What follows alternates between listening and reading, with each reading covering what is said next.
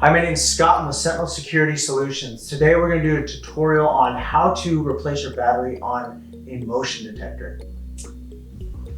So on the bottom of your motion detector there is a screw, a Phillips screw. You'll loosen that.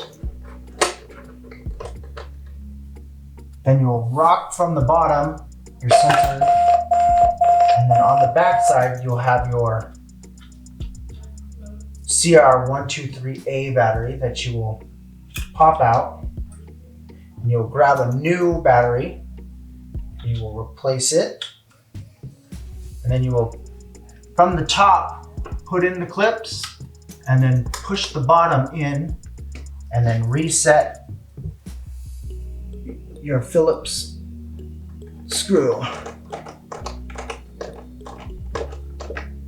And now your battery should be changed.